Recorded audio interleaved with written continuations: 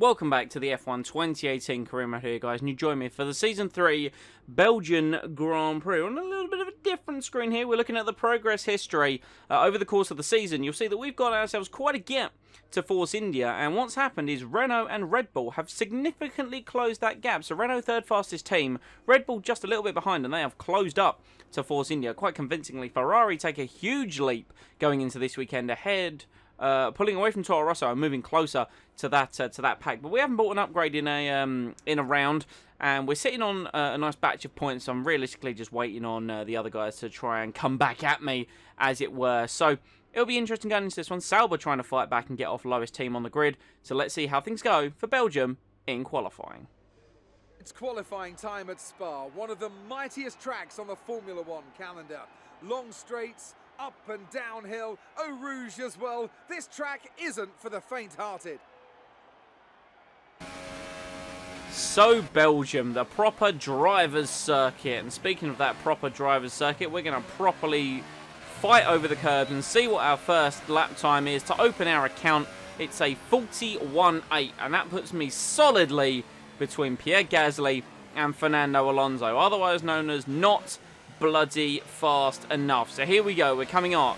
This is going to be for attempt, or for another attempt. So here we go, we're P10 at the moment, and quite frankly, that's not good enough. Let's see what we can do going for another lap here. Final few moments of the session. Track should be as rubbered in as you would expect it to be. We come charging down towards the legendary Eau Rouge. Keep our foot in it, dropping to 198 at the lowest, and now we charge down the Camel Straight towards Les Combes, building up 200 and near 15 miles an hour on the brakes just after the 100-meter board. Chuck it in, kiss the curb on the right, ride the curb on the left, and then through the no-name right-hander, and then before you go down towards Ravage. Now this is just a long right-hander where you have to wait to put the power on. There we go, boot it out through. Once again, a no-name left-hand corner. Use the curb on the exit and charge down towards the mighty Puong left-hander, and you just got to chuck it in, ride the curb, hope the car sticks, which it does. We get a track extend warning, but that was maximum commitment through the Fania chicane. This is all about momentum. Kiss the curb on the right-hand side, ride it a little bit on the left, use the track on the right-hand side, and then we come through the first part of Stavelot. It's a late apex, get on the power. Try not to use too much curb, as that can cost you through the second part of Stavelot, which is just flat, and Bottas sets the new fastest lap of the session on the 39 flat.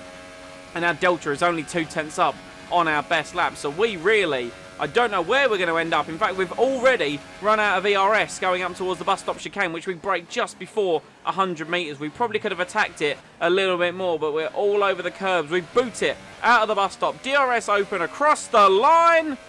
It's P9. It's a bit disappointing, but we just need to push hard in the race and we can still come away with something.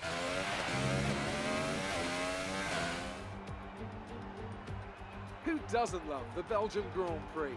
It's the race, of course, that gave maiden pole positions to the Jordan and Force India teams, with Rubens Barrichello and Giancarlo Fisichella respectively.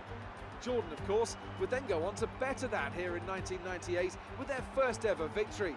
And you can guarantee that something special will always happen at Spa-Francorchamps. But what that something is today is anybody's guess.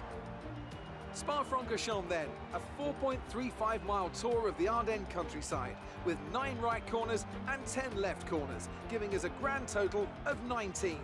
Average lap speeds in the dry can reach about 145 miles per hour, but without a significant improvement in these conditions, we won't be seeing anything like that today. Anthony Davidson is here once again for today's Grand Prix. Now I want to ask you about Sebastian Vettel. They've got that grid penalty to worry about, of course, which puts them on the back foot from the get-go. It's unfortunate, but it happens to everyone at some point. You just have to accept your fate, knuckle down and get on with the business of making up that deficit during the Grand Prix. So they'll be pushing hard today. One to watch for sure. We're almost ready to go then, and this is what the starting grid looks like for today's race. Good job yesterday from Valtteri Bottas, The Finn starts from pole position, with Esteban Ocon alongside. Looking down the rest of the grid, we have Perez, Hülkenberg, Daniel Ricciardo, and Raikkonen, Verstappen, the captain, Sainz, and Pierre Gasly. Hartley, Vettel, they'll be starting further back after an earlier grid penalty. Kevin Magnussen and Alonso, Leclerc, Stroll, Romain Grosjean and Marcus Ericsson. Sirotkin and Stoffel van Dorn completes the grid. And with lights out just moments away, it's time to go down to the track. So it's another race with some wet weather. This is our 4th in a row where we've got some rain in the Grand Prix. Getting a little bit bored of it. But this one's apparently going to be wet throughout the whole duration. So while it is intermediate conditions, it's going to be wet for the whole race. So we realistically need to get our head down.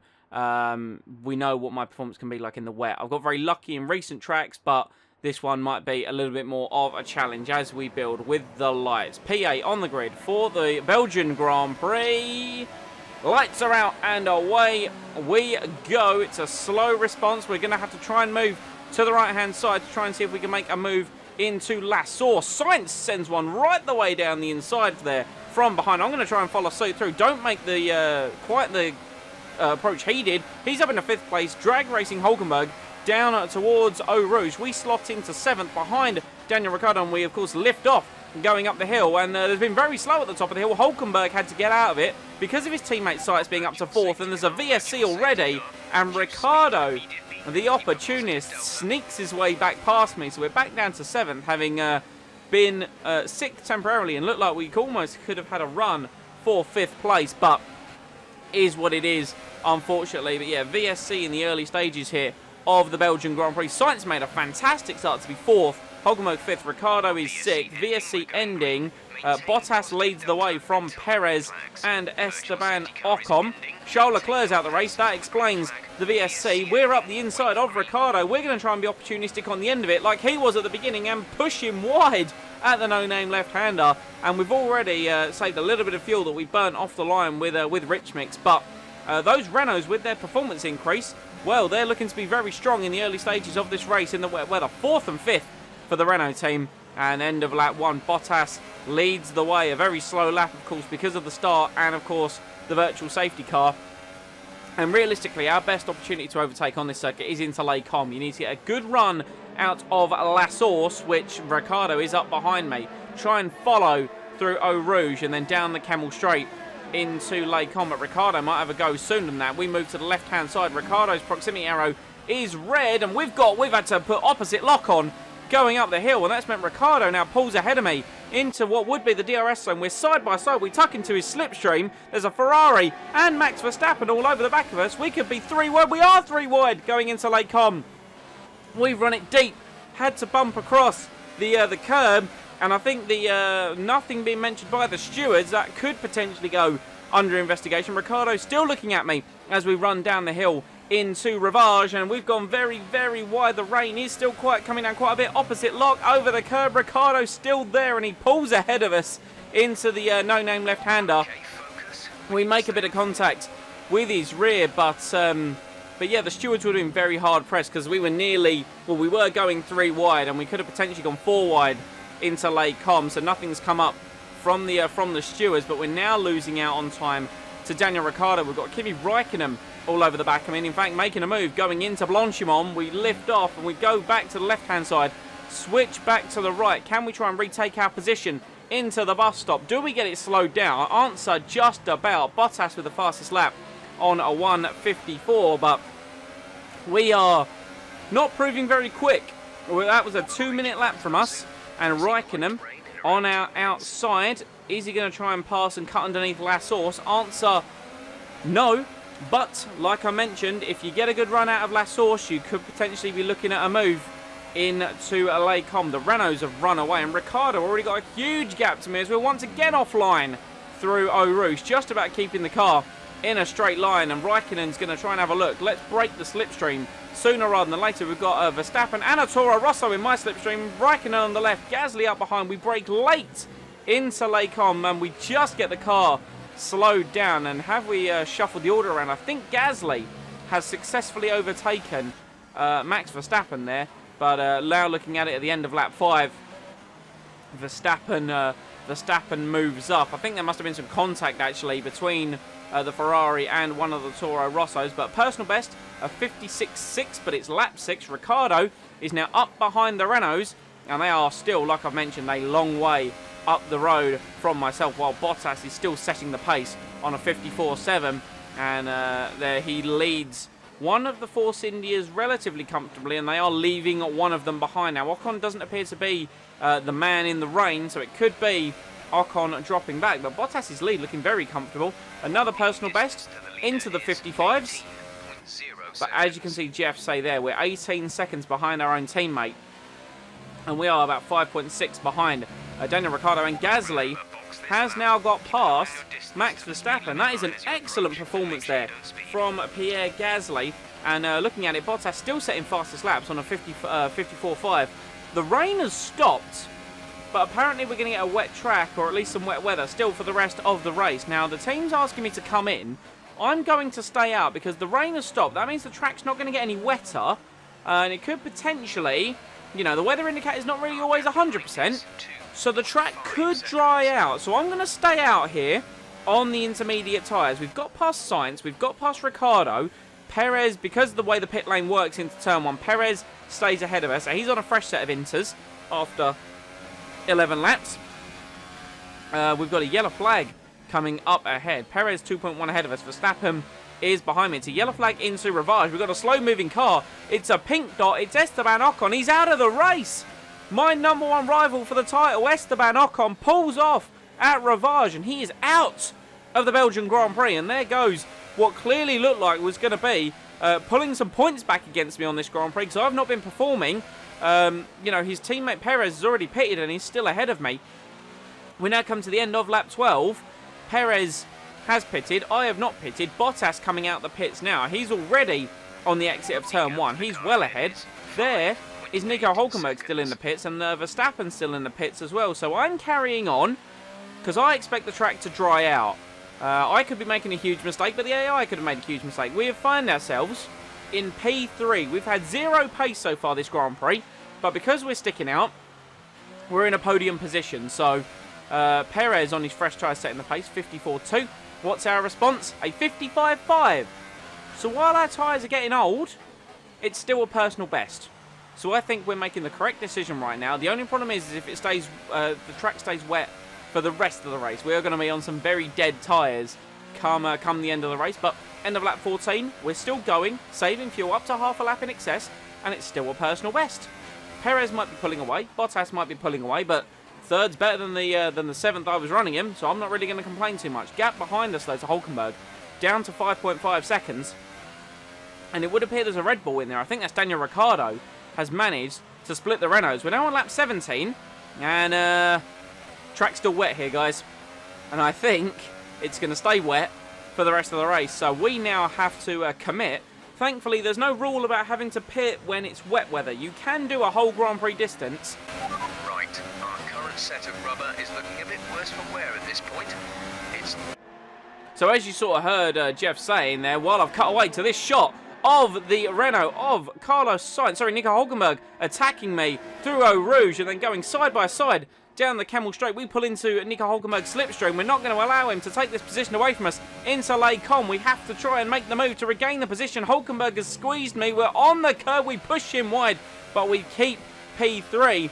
But as Jeff was saying, our tyres are now starting to look very, very worn, and we're going to be losing grip. And you can see it in our lap times. We pushed Hülkenberg wide. I think maybe he's come off of that, maybe with some damage, because he's dropped back a little bit. But you can perhaps see it there, and especially there where we're not getting the bite out of the tyres. 74% on the rears as we come across the line to start lap 20. That was a 1:58.9 from us there. And the tyres definitely falling away. You can even see on the... I know that the tyres are wet and you got the spray, but you can even see the wear of them. They're starting to look like Lewis Hamilton's tyres from the 2007 Chinese Grand Prix, where he threw away the Drivers' World Championship. Look at the lift we have to take into Eau Rouge due to the lack of mechanical grip from our tyres. Hülkenberg is just going to drive straight past me. Who would have thought you'd seen a Renault drive straight past a Mercedes in a straight line? Can we try and make the move back into Les Combes? I haven't got the trust in my tyres. I haven't got the grip. I've had to turn out the corner, and Hülkenberg has mugged me for third place with a couple of laps remaining. So Hulkenberg moves into P3. There's not a damn thing I can do about it. Look at the gap he's pulled on me in just a lap. We have to once again lift off so much through Eau Rouge. There's 2 laps to go. I've got Sainz bearing down on me in a straight line.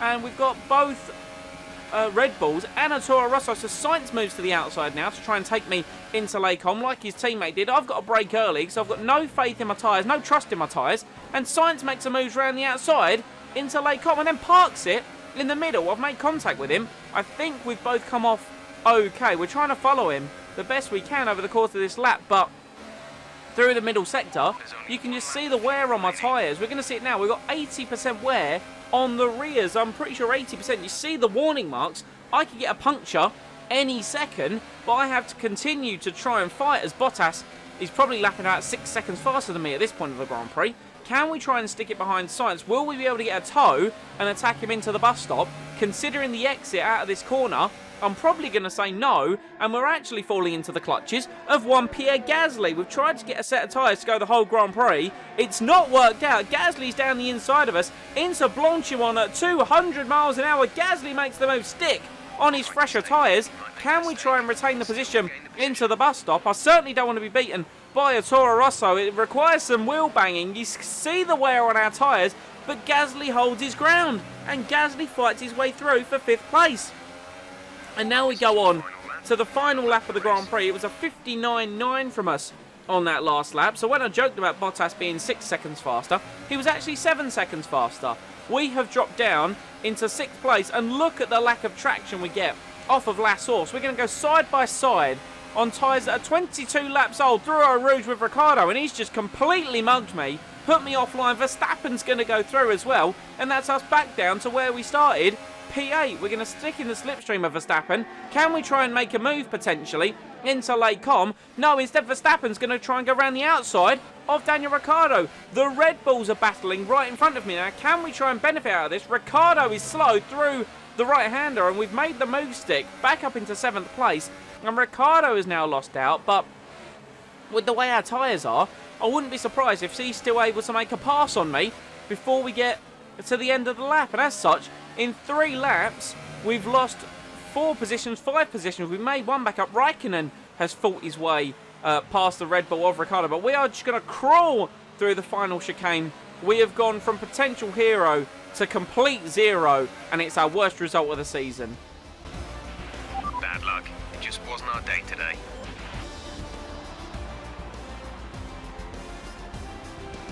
And here are our podium drivers today after that excellent race. They've excelled here, as they so often do, and it's a well-deserved victory. Mercedes, then, are on top today.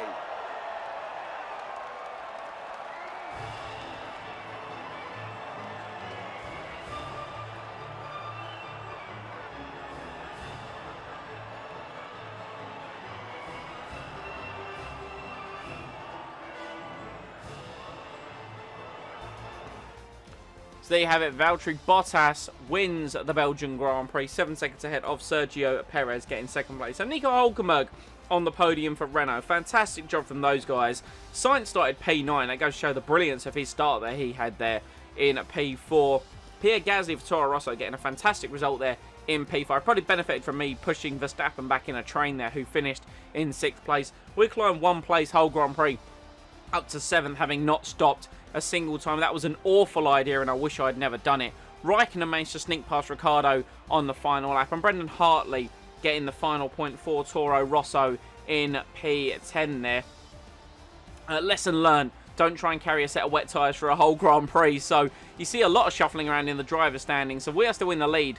232 points, but Bottas jumps Verstappen, who drops down. Hulkenberg jumps Raikkonen. Sainz jumps Vettel. Gasly jumps Alonso. So a lot of shuffling around in the midfield, but we still lead Esteban Ocon, who of course retired from this race. So even though we had a shocker, we still gained points on Ocon, up to 52 points ahead of him. Ricciardo only 22 points behind Ocon, and Mercedes as a team 48 points ahead of Force India. So not great. Renault jump Ferrari, and Toro Rosso jump McLaren. So not a great weekend for us. Brilliant for the team, and Bottas' victory at last after some bad luck. But I'm sure Claire's going to want the juicy goss on our terrible strategy. Or apparently not, because we didn't get an interview post-race on this one. I think even even the in-game AI, similar to Vettel after Canada 2019, the real life Grand Prix. They were like, probably don't want to speak to him. You know, where I was P3 going into lap 19, and at the end of the race, P7. But like I say, my tyres just absolutely fell to bits. I figured the track was going to dry out. I thought, the weather indicator, it's going to lie to me. And yeah, it didn't. Track stayed wet for the rest of the race. And by lap 17, I had no choice. You know, you just had to carry on. So, it is what it is, unfortunately. But guys, that has been the Belgian Grand Prix. I hope you've enjoyed my miserable failure. And it finally goes to show, look, we're not bulletproof. If I make a mistake, I could easily throw this championship away. I'm one crash and an Esteban Ocon win from this being game on, essentially. You know, so while the gap is big at the moment, I could have a retirement like Ocon did today. But I hope you have enjoyed the video. Leave a like if you did, and of course, comment any feedback down below. Next time out, we go to the Temple of Speed and Ferrari's backyard, the Italian Grand Prix. And we're going to hope to pick up another win there, because we've done very well in the past. Especially last year, we had an excellent race-long fight with Sergio Perez. Will we do the same this year with Valtteri Bottas? We shall see. But that is for next time. And that is where I will see you all. See, I sort of reversed my catchphrase. It's kind of a thing. Yeah, I'm going to stop now.